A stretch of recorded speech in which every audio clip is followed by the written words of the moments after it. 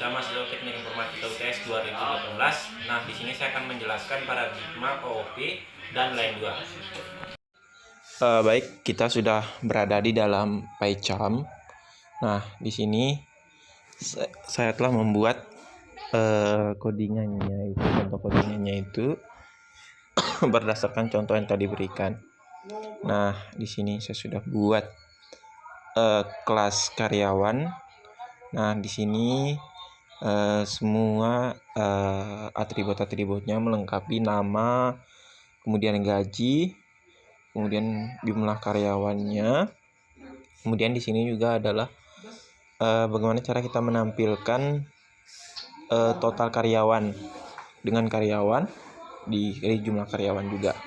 Dan di sini juga bisa kita tampilkan profile. Jadi di sini ada profile namanya itu, kemudian yang menggunakan perintah self. Nah, di sini ada gaji, nama dan gaji. Nah, untuk menentukan karyawan satu sama lain, maka karyawan, kemudian untuk mengisinya itu namanya Sarah, gajinya itu misalnya 1 juta. Kemudian untuk karyawan 2, karyawan namanya itu Budi, kemudian gajinya itu 2 juta. Nah, di sini juga, coba kita run dulu. Nah, di sini langsung tampil teman-teman, namanya Sarah, gajinya sekian. Nah, coba kita lihat juga di sini misalnya. Sebentar, di kelas keduanya, di jumlah karyawan. Di sini juga itu kita juga mendeskripsikan menunya. Ini kita run, setelah kita akan tampil. Nah, bisa dilihat teman-teman, tampil di bawah file yang kita run tadi. Kemudian di kelas yang ketiga ini ada kelas karyawan juga. Contohnya itu dia itu kita menampilkan misalnya 4 karyawan. Maka yang akan ditampilkan itu seperti ini. Nah, di seperti ini yang akan ditampilkan. Nama gaji sesuai dengan perintah kita tadi. Kemudian bisa dilihat untuk kelas selanjutnya, untuk menampilkan karyawan 1 juga dan karyawan 2. Nah, untuk menampilkan itu banyak sekali caranya itu dengan print juga bisa.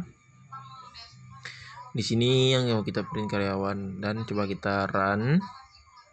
Oke, kita run, maka akan tampil seperti ini. Bisa dilihat. Nah,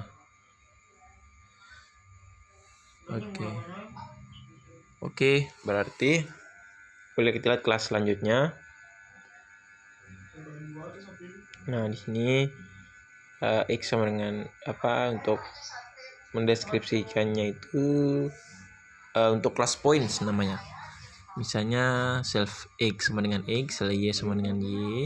Dan descriptively class name-nya self dan class. Coba kita run. Setelah di run, maka akan muncul seperti ini. Untuk kelas selanjutnya ada namanya kelas induk.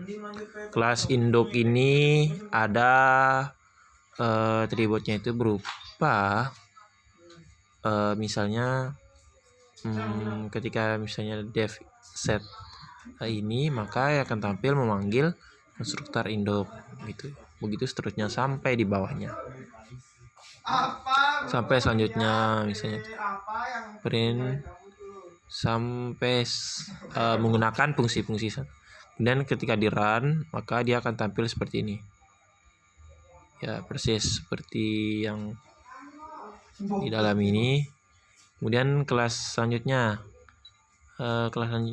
berupa kelas indux. Kemudian metodenya itu self juga. Kemudian printnya itu memanggil metode induk juga. Tuh, mungkin ini ada kelas anak induk. Dep my metodenya itu kemudian kita print memanggil metode anak.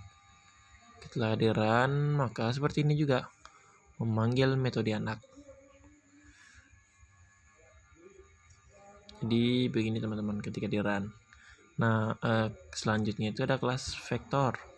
Nah, kelas vektor ini ketika kita memanggil misalnya v1 sama vektor, kemudian dalam kurung 5,10, Kemudian V2 ada sama dengan vektor dalam kurung 4, min 2. Maka ketika di run, nah vektor 9,8.